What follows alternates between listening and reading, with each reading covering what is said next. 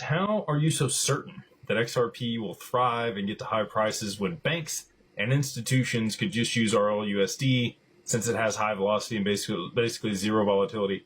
Wouldn't that make more sense for them? It's a good question, and there's a lot of people that think that way, and I'm actually going to make a full video on this. So, because so many people continue to ask this question, because in my mind that makes sense, right? At a surface level visceral response, sure. Why wouldn't you just use the stablecoin? Well, if you understand Nostro-Vostro accounts and you understand third-party risk, and you understand how greedy people are, okay? So there's three things you need to understand.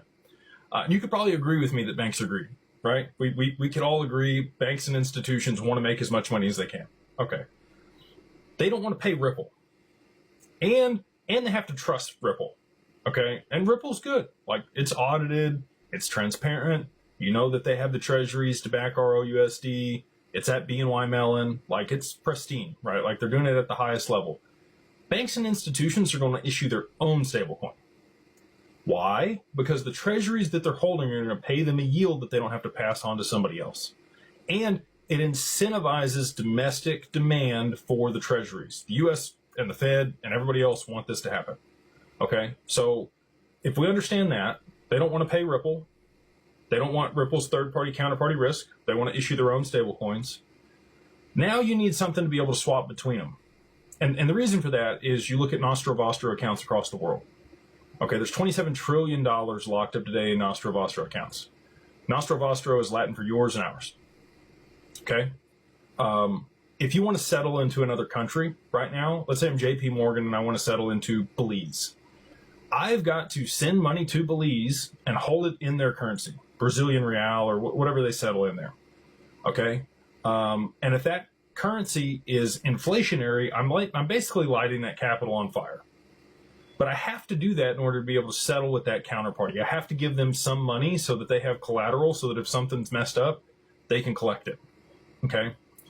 With a neutral bridge currency that settles instantaneously and has a DEX built into it, I can use my stable coin, I can send it to them, and they can receive it in their stable coin because it moved through XRP. But to your point, XRP is volatile, right?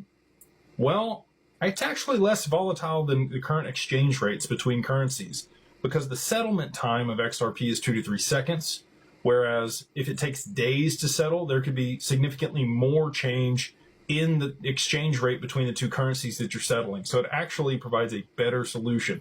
And I think it'll be a high stable price with the amount of demand that we're going to see on it after the supply shock.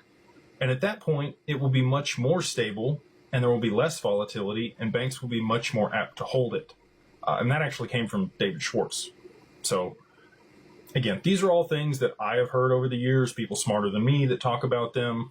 I'm just able to regurgitate it and try to explain it to people in a distilled down, simple manner that allows you to understand why they wouldn't use ROUSD and they would prefer to use XRP because, again, banks are greedy. They want to make their own money. They don't want to give all their money to Ripple.